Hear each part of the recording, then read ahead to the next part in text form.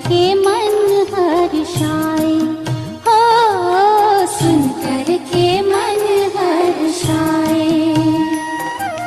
बाबा तेरी मीठी मुरली की धुन सुन कर के मन हर्षाए, हो सुन कर के मन हर्षाए। रास रचाए साथ तुम्हारे, रास रचाए साथ तुम्हारे, झूम झूम दिल ये गाए, हो झूम झूम दिल ये गाए। बाबा तेरी मीठी मुरली की धुन सुन कर के मन हर्षाए, हो सुन कर के मन हर्षाए।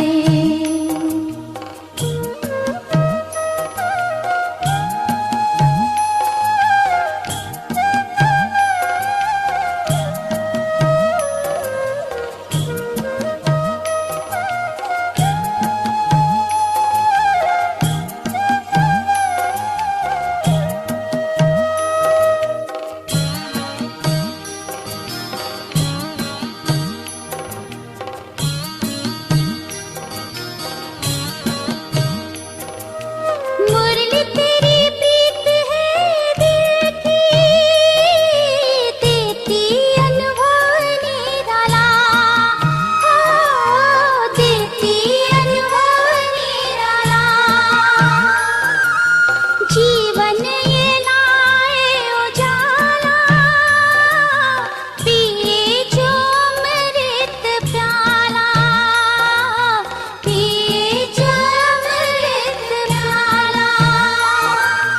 मुरली की तान पे तेरे अतीन्द्रिय सुख हम पाए, हो अतीन्द्रिय सुख हम पाए।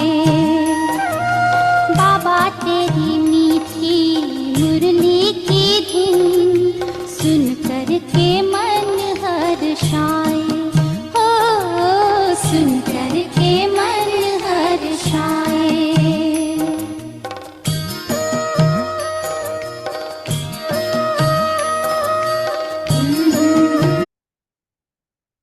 ओम शांति। भ्रिकुटी जे विच में असां चमकता हुआ सितारा वेठा आहियूं। न सितारे मां इलाही प्रकाश निकिरे थो। हे प्रकाश असांजे पूरे ब्रेन में वञे थो और वरी पूरे शरीर में वञे थो। असां महसूस कयूं कि असांजो शरीर चमकीलो थी वियो आहे और हिन शरीर मां ये चमकीली ड्रेस पाए करे असां ॿाहिरि निकिरूं था, मथे उॾरूं था, अञा मथे चांद सितारों खां बि पार वञूं था और असां पहुचूं था असां पंहिंजे सूक्ष्म वतन में। उते सामने बाप दादा वेठा आहिनि। बाबा तव्हां ज्ञान जा सागर आहियो। असां हाणे मुरली ॿुधूं था बाबा, तव्हां असां सां गॾु हेठि हलो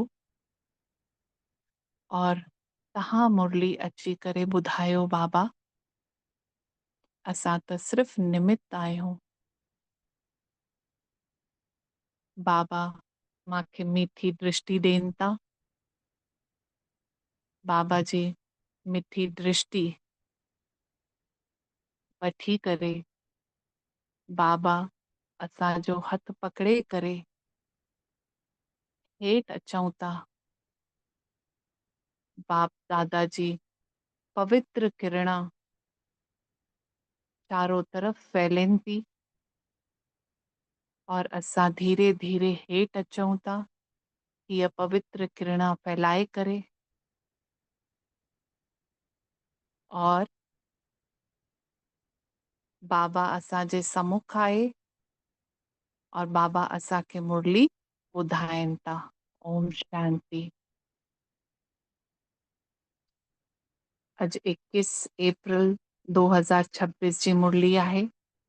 बाबा चवनि था, मिठड़ा ॿार, ज्ञान सागर बाप आयो आहे। असां बच्चनि जे सम्मुख ज्ञान डांस करे थो। असांखे जेका बच्चा होशियार सर्विसिबल आहिनि था, बाबा उन्हनि खे अॻिते सुठी ज्ञान डांस कराइनि था। अॼु जो प्रश्न आहे, संगम युग पर संगम युग तव्हां बच्चे जा तव्हां संगम युग पर तुम बच्चे कौन सी, बाबा चवनि था संगम युग पे तव्हां ॿार कहिड़ी हॉबी आदत डालंदा आहियो, हॉबी जी आदत डालंदा आहियो। उत्तर आहे यादि में रहण जी। हीअ रूहानी हॉबी आहे। हीअ हॉबी जे साथ साथ असांखे दिव्य अलौकिक कर्म बि करणा आहिनि। असां ब्राह्मण आहियूं। असांखे सच्ची सच्ची कथा सुणाइणी आहे। सर्विस जी बि हॉबी असांखे हुजणी खपे। अॼु जो गीत आहे, धीरज धर मनवा। ओम शांति। जीअं कोई हॉस्पिटल में बीमार हूंदो आहे त पेशेंट दुख खां छुटण जी आश रखंदो आहे। डॉक्टर सां पुछंदा आहिनि कि छा हाल आहे, कॾहिं असां बीमारी खां छुटंदासीं। बाबा चवनि था, हीअ त सभु हद जी ॻाल्हियूं आहिनि। हीअ हद जो बाप आहिनि। बाबा अची करे असां बच्चनि खे राय ॾे थो। हीअ त बाबा चवनि था, असां ॿार जाणी चुका आहियूं कि बरोबर हे सुख दुख जो खेल आहे। बाबा चवनि था यूं तो बच्चा असां ॿार सतयुग में जाने से भी जाती फ़ाइदो आहे। हिते बाबा चवनि था, तव्हां हाणे सतयुग में तव्हां ॿार सतयुग में बि वञण सां जाती हाणे फ़ाइदो आहे, छो कि असां ईश्वर जी गोद में वेठा आहियूं। ईश्वर जी औलाद आहियूं, बाबा जी औलाद आहियूं। बाबा चवनि था, हे समय असांजी बहुत गुप्त, हिन समय असांजी इलाही गुप्त महिमा आहे। बाबा चवनि था, मनुष्य कोई भी माण्हू बाबा खे, ईश्वर के, शिव बाबा के, ईश्वर भगवान खे भगवान बि चवंदा आहिनि, परंतु ॼाणंदा कुझु कान्हे। असां पुकारदा रहंदा आहियूं। ड्रामा अनुसार बाबा चवनि था, ड्रामा अनुसार इहो थींदो। ज्ञान अज्ञान, ॾींहुं राति। बाबा कहते हैं, बाबा चवंदा आहिनि, गाते भी आते हैं परंतु बाबा चवंदा असां ॻाइण ईंदा आहियूं, ॻाईंदा बि आहियूं, परंतु असांजी हाणे तमो प्रधान बुद्धि थी वई आहे। जो पाण कुझु हेतिरी तमो प्रधान बुद्धि थी वई आहे कि कुझु बि सम्झ में न ईंदो आहे। बाबा चवनि था कि कंहिंजी तकदीर में बाबा जा वर्षा हूंदा त बुद्धि में वेही रहंदो आहे। ॿार ॼाणंदा आहिनि कि असां हाणे बिल्कुलु ई घोर अंधियारे में आहियूं। बाबा आयो आहे त केतिरो सोजरो थी वियो आहे। असांखे नॉलेज अची वई आहे, असांखे सभु सम्झ में अची वियो आहे। बाबा चए थो कि हीअ नॉलेज कोई वेद शास्त्र में कान्हे, ग्रंथनि में कान्हे। बाबा चवनि था, बाबा सिद्ध करे ॿुधाईंदा आहिनि। हीअ ज्ञान बाबा सिद्ध करे ॿुधाईंदा आहिनि। बाबा असां ॿारनि खे रचता और रचना जी आदि मदंत जी रोशनी ॾींदा आहिनि। बाबा चवंदा, वरी उहा रोशनी प्राय लोप थी वेंदी आहे, गायब थी वेंदी आहे। बाबा चवनि था, मां बग़ैर कोई बि इहो ज्ञान ॿुधाए न सघंदो आहे। इहो ज्ञान वरी लोप थी वेंदो आहे। असांखे सम्झ में ईंदो आहे कि कलयुग हाणे पास थी वियो आहे, 5000 वर्ष थी विया आहिनि, रिपीट थींदो आहे। इहे सभु नई ॻाल्हियूं आहिनि, इहे सभु शास्त्र में कान्हनि। बाबा चवंदा आहिनि, बाबा चवंदा आहिनि बाबा त इहा नॉलेज सभी को सभी के हिक जैसी पढ़ाईंदा आहिनि, परंतु धारणा सभिनि जी नंबरवार आहिनि, अलॻि अलॻि आहे। बाबा चवंदा आहिनि कई सुठा ॿार सर्विसिबल आहिनि, सर्विसिबल ॿार आहिनि त बाबा जी डांस बि अहिड़ी हलंदी आहे। बाबा चवनि था, हिते एग्ज़ाम्पल ॾियनि था असांखे डांसिंग गर्ल जी। डांसिंग गर्ल डांसिंग गर्ल बाबा चवनि था डांसिंग गर्ल जे आगे अॻिते देखण वारा शौक़ीन इलाही वेठ हूंदा आहिनि, और बाबा चवनि था उहा बि ख़ुशी सां डांस कंदी आहे। डांसिंग गर्ल बाबा हिननि खे चवनि था अहिड़ीअ कि जीअं वॾे वॾे होटलनि में, वॾे वॾे क्लब में उते डांसिंग गर्ल हूंदी आहे, और जीअं उन जे अॻिते अगरि ख़ूब तालियूं वॼाईंदा आहिनि, उनजी तारीफ़ कंदा आहिनि, त डांसिंग गर्ल जेकी हूंदी आहे उनखे बि डांस करण में मज़ो ईंदो आहे। बाबा हे चवण चाहिनि था। बाबा चवनि था अगरि थोरा बि माण्हू वेठा हूंदा आहिनि कॉमन ईअं, त डांस बि थोड़ी थींदी आहे। अगरि इलाही माण्हू हूंदा आहिनि त डांस करण वारनि खे बि उमंग उत्साह भरंदो आहे। बाबा चवनि था कि वाह वाह करण वारा इलाही हूंदा आहिनि त उमंग उत्साह वधंदो आहे, उल्हास वधंदो आहे। बाबा चवनि था तो हिते बि अहिड़ी ॻाल्हि आहे। मुरली सभु ॿार ॿुधंदा आहिनि, लेकिन समुख बाबा जे समुख ॿुधण जी ॻाल्हि ई इलाही आहे। इहा बि ॾेखारींदा आहिनि कि श्री कृष्ण डांस करदो आहे। डांस बाबा चवनि था डांस कोई वह नहीं है, उहा डांस कान्हे वास्तव में, इहा ॻाल्हि आहे ज्ञान डांस जी। ते बाबा ख़ुदि ॿुधाईंदा आहिनि कि मां बि ज्ञान डांस कंदो आहियां, छोकी बाबा ज्ञान सागर आहे। त बाबा अच्छी सुठी सुठी पॉइंट्स निकारंदा आहिनि ज्ञान मां। हीअ ज्ञान मुरली आहे, काठ जी मुरली कान्हे। पतित पावन बाबा अची करे असांखे सहज राजयोग सेखारीनि था। सहज राजयोग सेखारींदा या काठ जी मुरली बजाइनि था। इहा कंहिंखे बि ख्याल में न ईंदो आहे कि बाबा अची करे हीअं राजयोग सेखारींदा आहिनि।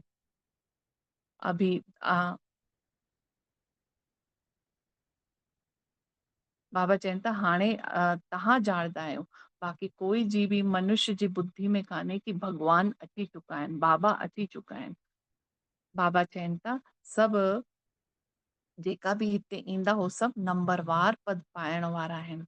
जीअं कल्प पहले असां कयो पुरुषारथ कयो, हाणे बि उहो ई कंदासीं। बाबा चवनि था कि तुम जानते हो, असांखे ख़बर आहे कि कल पहले बि बाबा आयो आहे, अची करे असां ॿारनि खे सभु राज असांजे ॿारनि जे अॻिते खोलनि था। बाबा चवंदा आहिनि कि मां बि हिन ड्रामे में बंधल आहियां। बाबा चवनि था हर हिकु माण्हू, हर हिकु आत्मा हिन ड्रामा में बंधल आहे। जो कुझु सतयुग में थियो आहे वरी उहो ई थींदो। केतिरा बाबा चवनि था केतिरे प्रकार जी योनियूं आहिनि। सतयुग में एतिरी योनियूं थोरी ई हूंदी। हाणे त 84 लाख योनियूं आहिनि। त बाबा चवनि था सतयुग में हेतिरी योनी न हूंदी। उते कीड़ा मकोड़ा मच्छर नाग हे सभु कुझु बि न हूंदा। त बाबा चवनि था उते इलाही थोरी योनी हूंदी। हुते वैरायटी थोरी हूंदी। फिर धीरे धीरे अॻिते जीअं वधंदासीं असां, जीअं अॻिते वधंदासीं त वृद्धि थींदी वेंदी योनियुनि जी। और जीअं जीअं धर्म वधंदा आहिनि उअं सतयुग में बाबा चवनि था सतयुग में हे सभु न हूंदा। जो सतयुग में बाबा चवनि था कि जेको सतयुग में हुयो वरी असां उहो ई ॾिसंदासीं। सतयुग में कोई बि छी शइ न हूंदी, कोई बि दुख ॾियण गंदगी करण वारी शइ न हूंदी।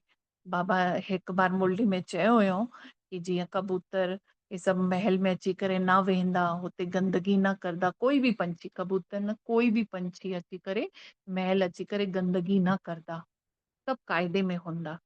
बाबा ने कहा बाबा उन्हीं देवी देवताउनि खे, जेका सतयुग में देवी देवता आहिनि, उन्हीं देवी देवताउनि खे भगवान भगवती चवंदा आहिनि। बाबा चवनि था कि ॿिए कोई खंड खे गोल्डन एज न चई सघंदा आहियूं। वह बाबा चवनि था देवता ज़रूर स्वर्ग में यानी हेवन में ज़रूर स्वर्ग में राज करदा हुया। बाबा चवनि था उन्हीं देवताउनि जो ॾिसो केतिरो गायन आहे। बाबा चवनि था तुम बच्चों को, तव्हां ॿारनि खे हाणे धीरज धीरज आयो आहे। बाबा चवनि था तव्हां ॼाणदा आहियो असांजा मर्तबा केतिरा ऊच आहिनि, केतिरा ऊच आहिनि, उहा कम आहिनि। ओम शांति भेण। बाबा चवनि था कि तव्हां ॿार हाणे धीरज धरियो। त बाबा चवनि था तव्हां संदे मर्तबे खे ऊच या घटि ठाहे सघंदा आहियो। असां केतिरे मार्क्स सां पास थींदासीं हे असांखे ख़बर आहे। कोई केतिरी सुठी सर्विस करे थो उन्हीं सां असां सम्झी सघंदा आहियूं। असां चलते फिरदे असांखे तूफ़ान बि ईंदा आहिनि त बाबा चए थो कि ॿार कोई बि ग्रहचारी तूफ़ान आदि न आहे। ॿार चवंदा आहिनि माया सुठे सुठे ॿारनि खे बि गिराए ॾींदी आहे।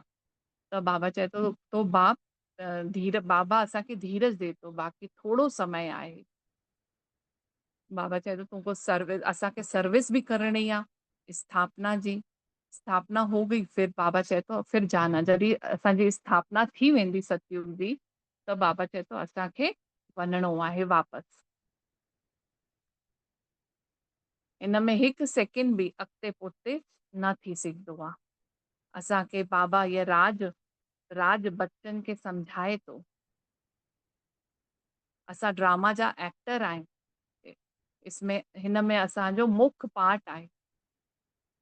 भारत पे ही हार और जीत जो खेल ठहियल आहे। भारत ही पावन हुयो। केतिरी पीस यानी कि शांति प्रॉस्पेरिटी थी। बाबा चए थो इहा कल्ह जी ॻाल्हि आहे। कल्ह असां पाठ बजायो हुयोसीं। 5000 वर्ष पाठ असांजो नूधल आहे।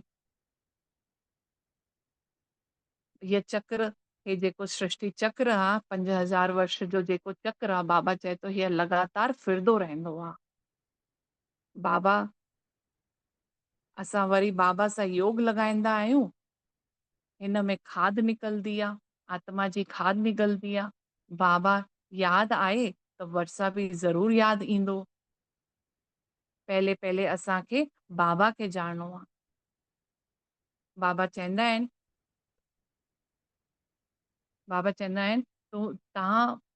मां ई तव्हांखे ॿुधाए सघंदा आहियूं कि मां केरु आहियां। ईअं त दुनिया में कोई न ॼाणंदो आहे कि बाबा केरु आहे। बाबा के द्वारा असांखे सभु कुझु ज्ञान मिलंदो आहे। ज्ञान त वॾो सहज आहे, हिकु सेकेंड जो आहे, फिर बि समझंदा न आहियूं। बाबा पॉइंट ॾींदे रहंदो आहे। मुख्य पॉइंट बाबा ॿुधाए थो कि मन मना भव, यानी कि असां पाण खे आत्मा सम्झे करे बाबा खे यादि करिणो आहे। बाबा चए थो कि इन्ही में ई विघन पवंदा आहिनि। बाबा खे यादि करण में ई विघन पवंदा आहिनि। बाक़ी ज्ञान त बाबा चए थो हिकु सेकेंड जो इलाही सहज आहे। और जेको हे देह अभिमान आहे, बाबा चए थो जेको हे देह अभिमान आहे त इन्ही देह अभिमान अचण सां असां इलाही घुटका खाईंदा आहियूं। त बाबा योग में रहण न ॾींदो आहे असांखे। जीअं भक्ति मार्ग में असां श्री कृष्ण खे यादि कंदा आहियूं त बुद्धि हेॾे होॾे भटकंदी आहे। भक्ति जो अनुभव सभिनि खे आहे। जेॾी महिल भक्ति कंदा आहियूं, कोई जाप कंदा आहियूं, कुझु बि कंदा आहियूं त बुद्धि हेॾे होॾे सभिनि जी भटकदी आहे। त बाबा चए थो हीअ हिन जन्म जी ॻाल्हि आहे। हिन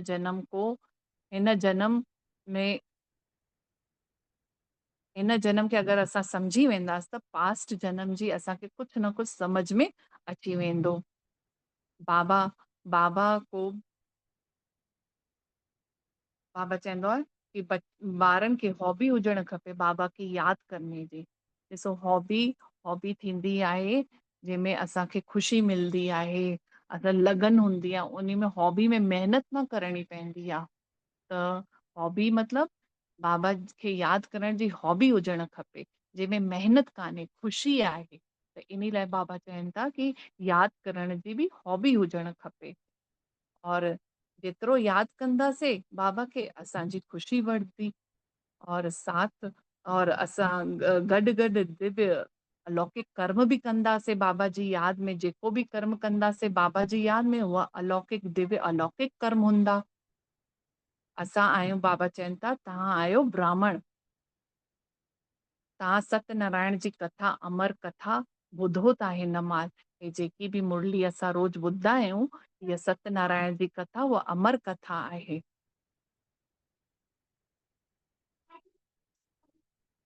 बाबा चवनि था मूल बात हिकु ई आहे जंहिंमें सभु कुझु अची वेंदो आहे। यादि साईं विकर विनाश थींदा आहिनि। इहा हिकु ई हॉबी, इहा हिकु ई रूहानी हॉबी आहे। बाबा सम्झ बाबा बाबा सम्झाईंदा आहिनि की नॉलेज तो बड़ी बाबा बाबा सम्झाईंदा आहिनि की नॉलेज त बड़ी सहज आहे। कन्या इहे बाबा चवंदा आहिनि की कुंवारी कन्याउनि जा ना, नाम इलाही गायल आहे। अदर कुमारी उन्हनि खे चइबो आहे जेके जेके शादी करे बाबा जे रस्ते में हलंदा आहिनि, बाबा जे श्रीमत में हलंदा आहिनि, पवित्रता धारण कंदा आहिनि। बाबा उन्हनि खे अदर कुमारी चवंदा आहिनि। कुमारी और कुमारी बाबा चवंदा आहिनि कुमारी इलाही नालो संदो करे सघंदी आहे। उन्हनि खे कोई बंधन कान्हे। उहा पति बाबा चवंदा जेका पति विकार में मोकिलंदा आहिनि त इहा हे बाबा जेको आहे असांखे स्वर्ग में मोकिलण लाइ श्रृंगारदा आहिनि। संदे ज्ञान सां दिव्य गुणों सां असांखे श्रृंगारे करे असांखे स्वर्ग जे लाइक़ु ठाहींदा आहिनि।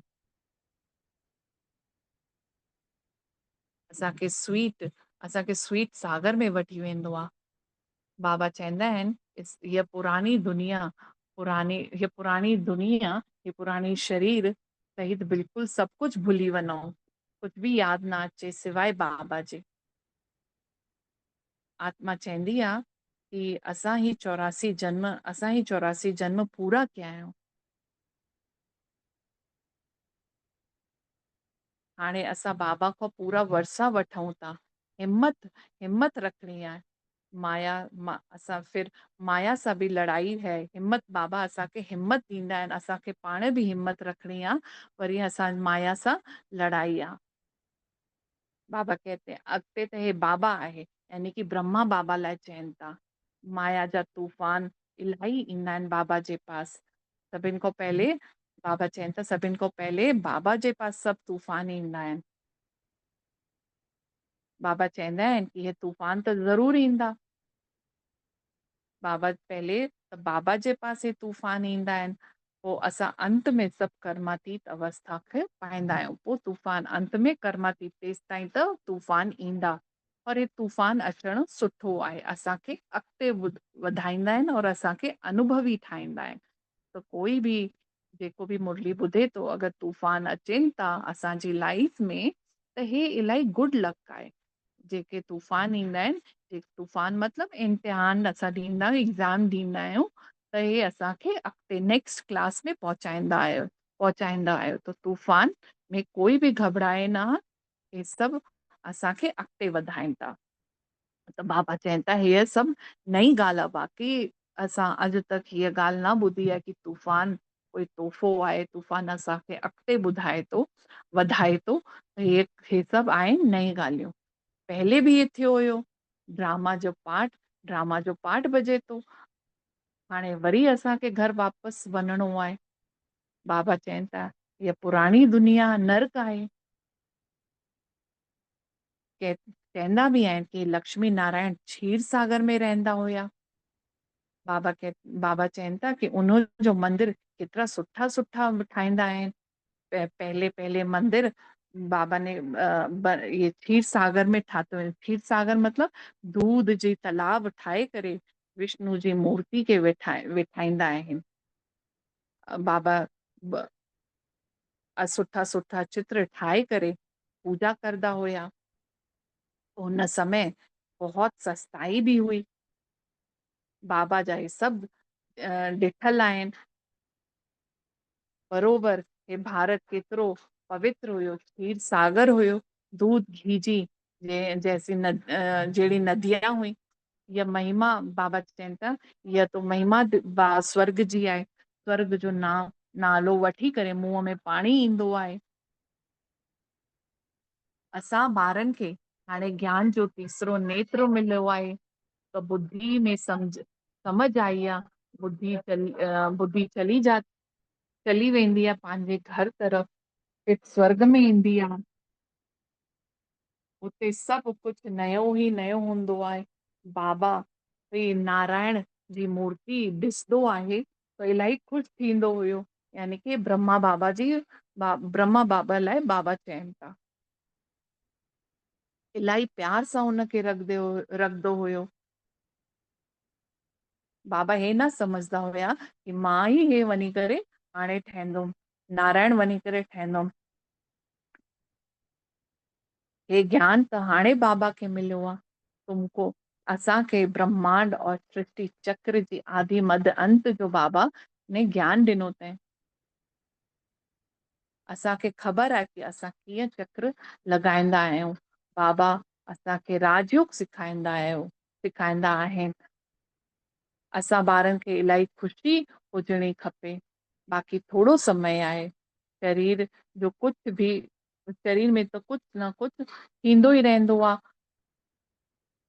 बाबा चवनि था अब यह तव्हांजो आख़िरी जनम अथव, अंतिम जनम अथव।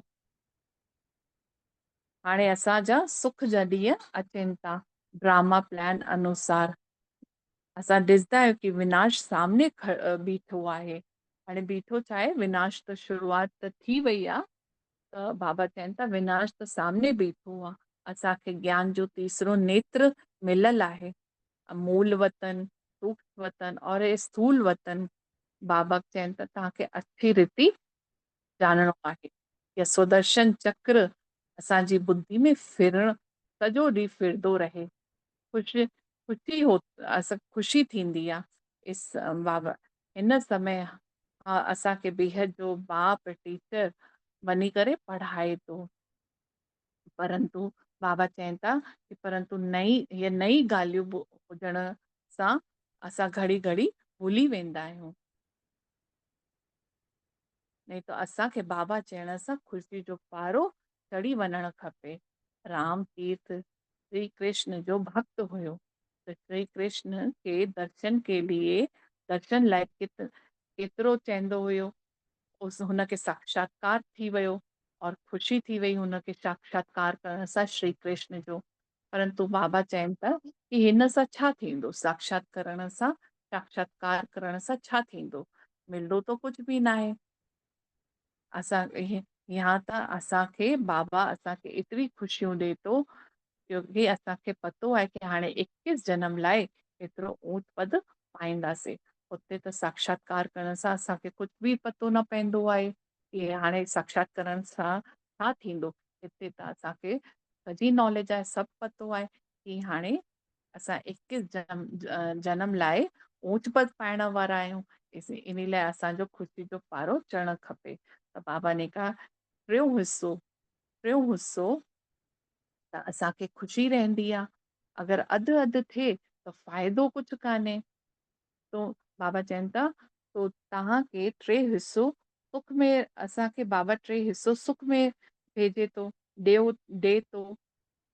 बाबा चवनि था तव्हां जहिड़ो सुख कोई बि न ॾिसंदो आहे। असां लाइ सुख अपार आहे। महान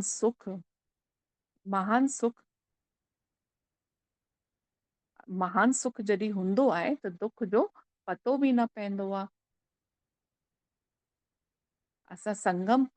हाणे संगम पर असां बीठा आहियूं त हाणे असांखे सुख दुख सभिनि जो पतो आहे। छोकी हिन संगम पर बाबा ने असांखे आदि मध्य अंत जो ज्ञान ॿुधायो आहे।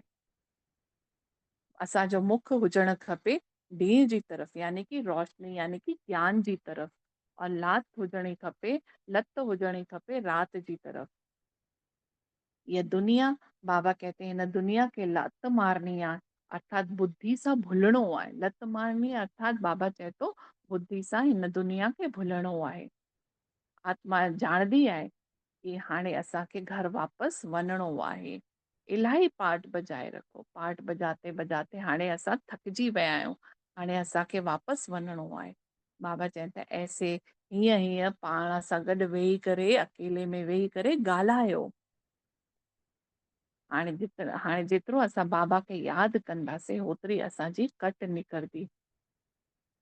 जितना बाबा जी सर्विस पर असांखे बाबा जी सर्विस में रही करे बाबा जे समान बणिणो आहे, ओतिरो असां बाबा खे शो करे पाईंदासीं। बुद्धि में आहे कि हाणे घर वञिणो आहे, त बाबा खे यादि करणो खपे। पुराणो मकान किरंदो रहंदो आहे। हाणे नयो मकान, काथे नयो मकान और काथे पुराणो मकान। त जॾहिं नयो मकान ठहंदो आहे त बुद्धि नए मकान जी तरफ़ वेंदी आहे, पुराने मकान जी तरफ़ असांखे बुद्धि न लॻंदी आहे। बाबा ने कहा दिन रात जो फ़र्क़ु आहे। बाबा चए थो हे त हूबहू विषय वैतड़ी नदी आहे। हे त विषय वैतड़ी नदी आहे, जिते हिक ॿिए खे मारदा रहंदा आहियूं, झगड़दा रहंदा आहियूं। बाक़ी बाक़ी बाबा आयो आहे त लड़ाई बि शुरू थी वेंदी आहे। अगरि कोई बि स्त्री अगरि विकार लाइ चए थी, त विकार लाइ मना करे थी, त इलाही तंग कंदा आहिनि, केतिरो मथो मारदा आहिनि। कल्प पहले बि ईअं स्त्रियुनि जे मथां अत्याचार थियो हुयो। स्त्री मतिलबु जैफ़ाउनि जे मथां अत्याचार थियो हुयो। बाबा चवनि था हीअ हाणे जी ॻाल्हि आहे। हाणे जॾहिं असां ज्ञान में ईंदा आहियूं त बाबा चवनि था हीअ हाणे जी ॻाल्हि आहे। ज्ञान में वञण सां केतिरो ज़ाइफ़ुनि जे मथां अत्याचार थींदो आहे। बाबा चवंदा आहिनि, बाबा ॾिसंदा आहिनि कि सभु ज़ाइफ़ां केतिरो पुकारदी आहिनि। बाबा इहा बि ड्रामा जो पार्ट बचे थो। हे बाबा जाने और बाबा जा बच्चा जाने, और कोई खे बि न ख़बर आहे कि असांखे केरु मिलियो आहे, छा मिलियो आहे। अॻिते हली करे सभिनि खे सम्झ में ईंदो। सभु ॻाईंदा बि आहिनि, पतित पावन सर्व जा सतगति दाता बाप आहे, बाबा आहे। बाबा चए थो तव्हां कोई खे बि सम्झाए सघंदा आहियो कि भारत स्वर्ग और नर्ग कीअं ठहंदो आहे। बाबा चवनि था अचु त मां तव्हां सभिनि खे वर्ल्ड जी हिस्ट्री जोग्राफी सम्झायां। या बेहद जी हिस्ट्री जोग्राफी, या ईश्वर ही बाबा ही ॿुधाए सघंदो आहे। और असां ईश्वर जा बच्चा ॼाणूं, या तो बाबा ॼाणे या बेहद जी हिस्ट्री जोग्राफी, या त असां बाबा जा बच्चा ॼाणूं। बाबा चवनि त पवित्रता, सुख, शांति कीअं स्थापना थींदी आहे, हीअ हिस्ट्री जोग्राफी असां ॼाणण सां सभु कुझु ॼाणे वठंदा आहियूं। बेहद जा बाबा सां असांखे बेहद जो वरसो मिलंदो आहे। या अची करे सम्झो। बाबा असांखे टॉपिक त इलाही ॾींदा आहिनि। बाबा चवनि था हाणे त तव्हांजो दिमाग़ भरपूर थियो आहे, कंहिंसां ज्ञान सां भरपूर थियो आहे, त केतिरी ख़ुशी जो पारो चढ़णो खपे। बाबा चवनि था सारी जेकी नॉलेज आहे तव्हां ॿारनि जे पास आहे। नॉलेजफुल बाप से नॉलेज मिले थी, फिर असां ही वञी करे लक्ष्मी नारायण बनदासीं। हुते वरी इहा नॉलेज कुझु बि न हूंदी। बाबा हाणे केतिरी असांखे गुह्य राज सम्झाइनि था। हाणे ॿार सीढ़ी खे अच्छी रीति समझ गए हैं न। त बाबा चवनि था सीढ़ी खे अच्छी रीति ॿार सम्झी विया आहिनि त इहा 84 जो चक्र आहे। हाणे मनुष्य मनुष्य को बि बाबा चवनि था इलाही क्लियर कर सम्झाइणो आहे इसको। हाणे स्वर्ग और वो पावन दुनिया थोड़ी चवंदासीं। सतयुग अलॻि आहे, कलयुग अलॻि चीज़ आहे। इहो चक्र कीअं फिरदो आहे, इहा सम्झणो इलाही इलाही सहज आहे। बाबा चवंदा आहिनि सम्झानी सुठी तरह सां ॾियणी आहे, परंतु पुरुषारथ कर याद जी यात्रा में रहे। या बाबा चवनि था इहा लाइन खे सम्झाइणो आहे। पुरुषारथ असांखे छा करणी आहे, याद जी यात्रा में रहण जी पुरुषारथ करणी आहे। इहा लाइन खे सम्झाइणो आहे। अच्छा, मिठड़ा मिठड़ा सिकी लदा बचड़ा प्रति मात पिता बाप दादा जा याद प्यार और गुड मॉर्निंग। असां रूहानी बाप जी रूहानी बचड़नि को नमस्ते। असां हाणे धारणा जी मुख्य सार आहे, ये पुरानी देह और पुरानी दुनिया के असांखे बुद्धि सां भूले करे बाबा और घर खे यादि करणो आहे। सदा ही ख़ुशी में रहणो आहे कि अभी हा असांजा सुख जा ॾींहं आया की आया। दूसरो पॉइंट आहे, ॿियो पॉइंट आहे नॉलेजफुल बाप से जो जेको नॉलेज मिले थी उसको उनखे सिमरण कर दिमाग़ खे भरपूर करणो आहे। असांजी बुद्धि पंहिंजी बुद्धि खे भरपूर करणो आहे बाबा जी नॉलेज सां। देह अभिमान बाबा चवनि था देह अभिमान में अची करे कॾहिं बि कोई बि घुटको असांखे न खाइणो आहे। अॼु जो वरदान आहे, असां अनुभव कंदासीं कि बाबा जो वरदानी हस्त, बाबा जो वरदानी हथ असांजे मथे में आहे और बाबा असांखे वरदान ॾे था। सदा हिकु रस स्थिति जे तख़्त पर विराजमान रहण वारा बाप दादा के दिल तक नशीन भव। सदा हिकु रस स्थिति जे तख़्त पर विराजमान रहण वारा बाप दादा जे दिल तक नशीन भव। सभी खां श्रेष्ठ तख़्त आहे बाप दादा जो दिल तख़्त नशीन। परंतु बाबा चवनि था हिन तख़्त पर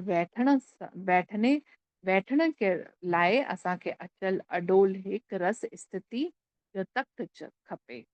बाबा चवनि था हिन तख़्त जे बाबा जे दिल तख़्त पे अगरि वेहणो आहे त असांजी अचल अडोल स्थिति हिकु रस स्थिति जो तख़्त खपे। अगरि असां हिन तख़्त पर स्थित न आहियूं त बाप दादा जे दिल जे तख़्त पर बि न असां वेही सघंदा आहियूं।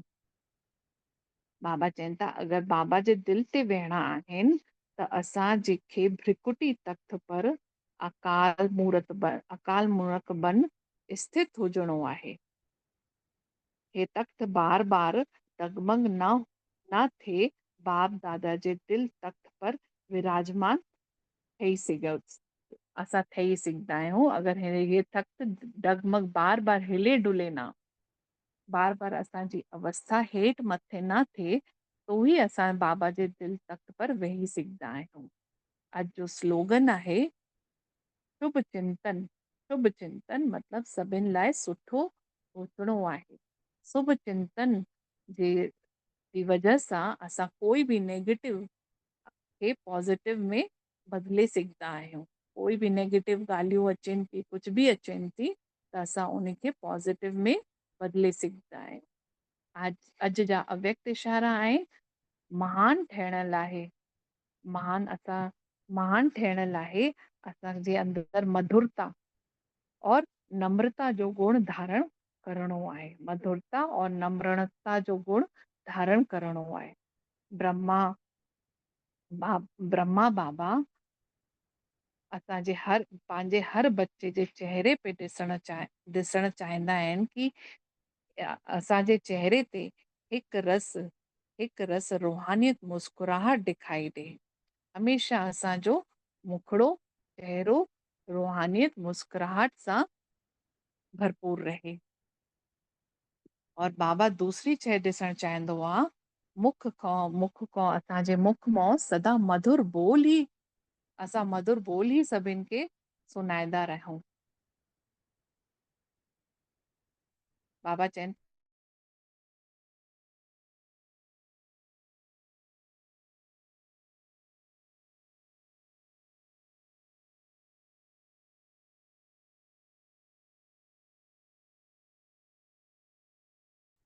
बाबा चइनि था कि असांजे चेहरे पर रूहानियत हुजे और मुख ते हमेशह मधुरता मतलब मिठड़ो मुख हुजे त मन बुद्धि में सदा शुभ भावना और रहम भावना दातापन जी भावना हुजे। और बाबा चइनि था हर कदम में फॉलो फादर कयूं तो यही पालना जो बाबा जी जेकी पालना आहे यही पालना जी रिटर्न आहे। क्या? ओम शांति। अनुभव कयूं मां चैतन्य शक्ति प्रकाश जो पुंज परमात्मा दिल तख्त नशीन आत्मा है। मां आत्मा ॾिसो ॿिन्हिनि भाउनि जे विच में अकाल तख्त पे विराजमान आहियां। मां आत्मा मां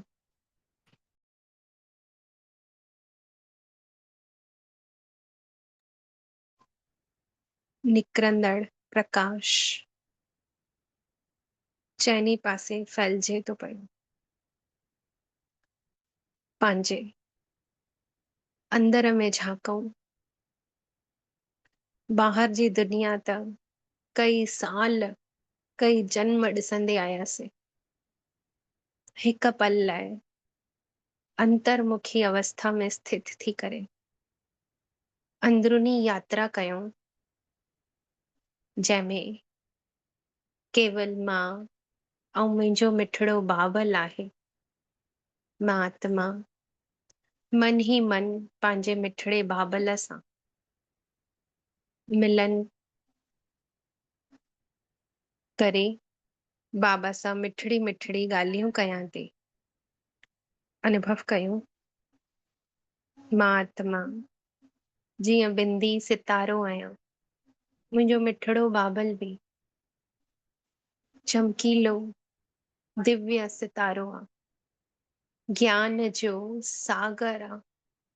संपूर्ण सर्वशक्तिमान गुणनि में शक्तियुनि में श्रेष्ठ ऊंच ते ऊंच निराकार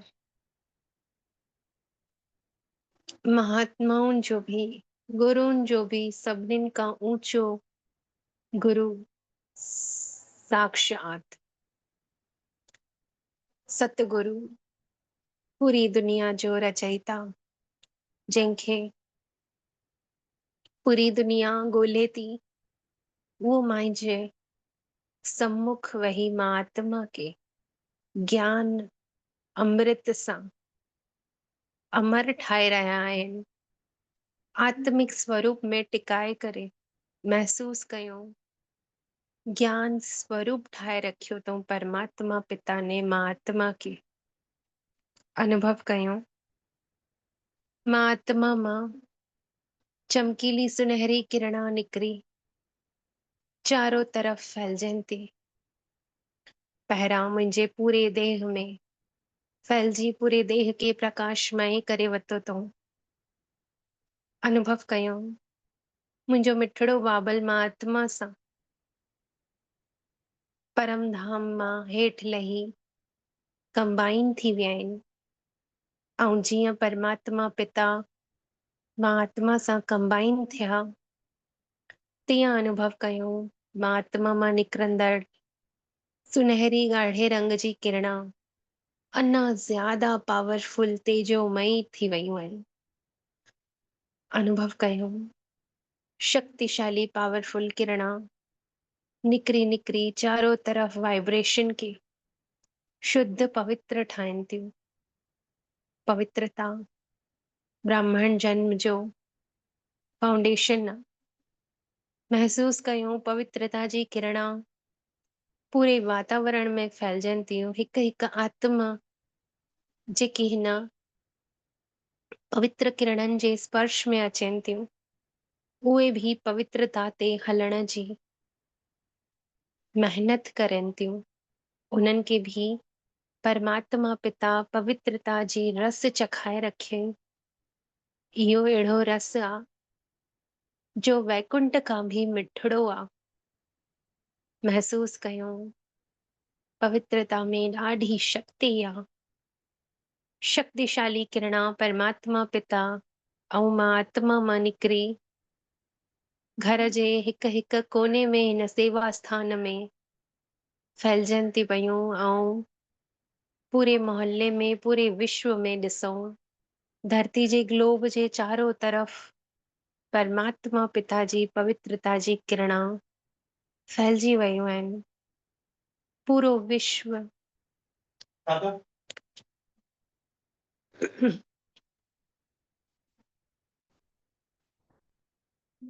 मुक्त थी वियो आहे विकारनि खां।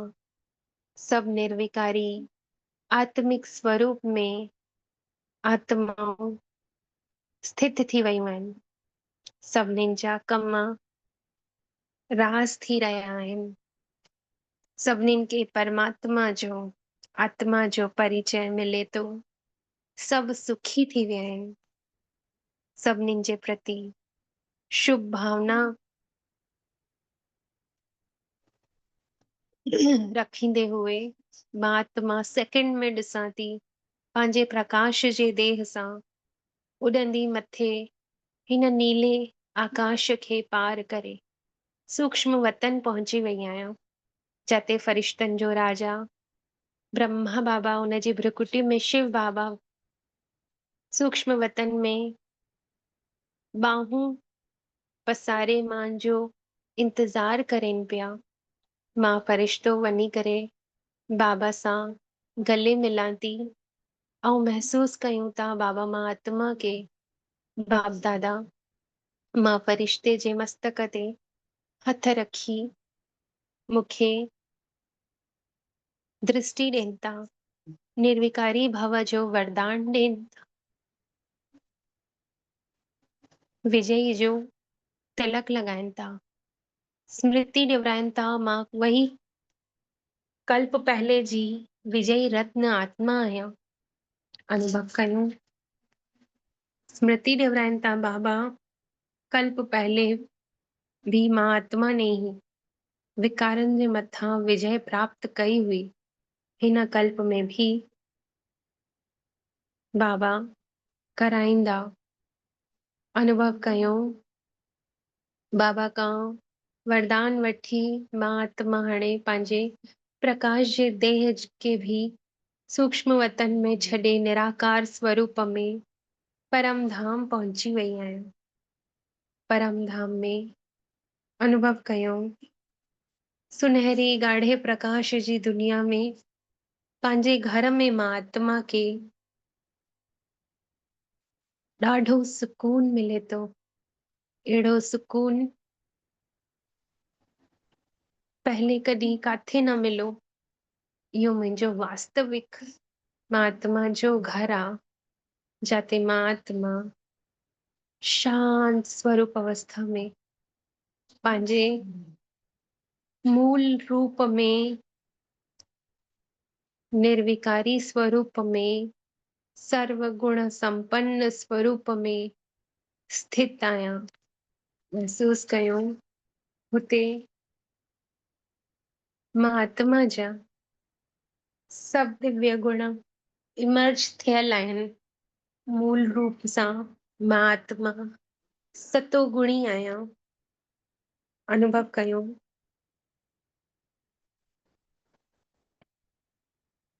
बाबा मां आत्मा खे निरंतर किरणनि सां धोइनि था पिया, जीअं फुल फोर्स सां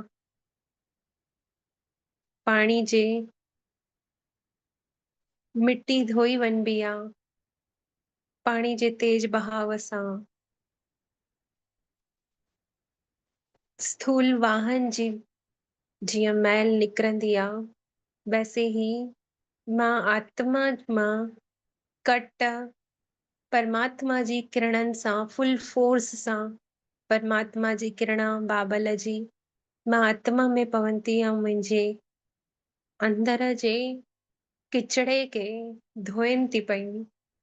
मां आत्मा ॾिसूं हाणे धीरे धीरे अञा ज्यादा शुद्ध पवित्र थी थींदी वञा, शक्तिशाली थी थींदी वञा।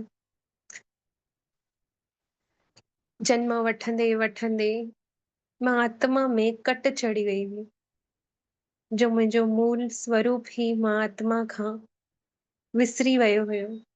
अनुभव कयूं उहा कट धीरे धीरे लहंदी थी वञे ऐं ॾिसूं मां आत्मा जा सुख जा ॾींहं अची विया। ॾाढो सुखी सुख अनुभव थिए थो, अति इंद्रिय सुख, इंद्रियनि सां पार जो सुख अनुभव थिए थो। बाबल मां आत्मा खे परम आनंद जी अनुभूति कराइनि था, पंहिंजी गोद में विहारे करे हिंदोलनि में झुलाइनि था। अहिड़ो प्रेम, अहिड़ी पालना, अहिड़ो दुलार सत्कार मात पिता जे रूप में, शिक्षक जे रूप में, सतगुरु जे रूप में दिव्य वरदाननि सां भरपूर करे परमात्मा पिता मां आत्मा खे पूरी तरह सां भरे रखियो अथऊं। पूरो खालीपन समाप्त थी वियो आहे। मां आत्मा संपूर्ण स्वच्छ ऐं ॾिसूं चमकीली पहिरें खां बि ज्यादा थी करे मिठड़े बाबल सां वाइदो करे हेठि लहां थी। बाबा तुंहिंजी श्रीमत जो पालन ज़रूर कंदासीं ऐं सर्विसेबल ठही करे संगम युग के याद सां सफल करे ज्ञान रत्ननि के पंहिंजे अंदर धारण करे ॿियनि खे बि कराईंदासीं। सभिनीनि जो इन ज्ञान सां मुख मिठो कराईंदासीं। महसूस कयूं बाबा खां वाइदो करे हेठि लहूं था हिन पुरानी दुनिया में, पुरानी देह में अची पुराने घर में पंहिंजे शरीर में अची विराजमान थियासीं, किंतु बुद्धि इन खां बिल्कुलु मुक्त, पुरानी देह पुराने घर खां बिल्कुलु किनारो कयल, केवल पंहिंजे घर परम धाम जी याद में ऐं परमात्मा पिता जी याद में बुद्धि लॻियल आहे। महसूस कयूं ॾींहों ॾींहारी बस हिकिड़े बाबल खे यादि करे पंहिंजे देह अभिमान के कढी पंहिंजे कर्मनि खे श्रेष्ठ ठाहींदे हलूं। महसूस कयूं जीअं अवस्था आणे आहे, रोज़ ईअं हिकु रस अवस्था ठाहे, रोज़ श्रीमत जो पालन करे, रोज़ सर्विसेबल ॿार ठही सदा हिक रस स्थिति में स्थित थी करे परमात्मा जे दिल में पंहिंजी जगह, पंहिंजो स्थान ग्रहण करे वठूं। असांजे दिल में त बाबल सदैव आहे ही, लेकिन बाबल जे दिल में असांजो तख़्त, असांजी जगह फिक्स थी वञे, अहिड़ो कमु करे ॾेखारियूं बाबा खे। अच्छा हाणे महसूस कयूं केवल मां आत्मा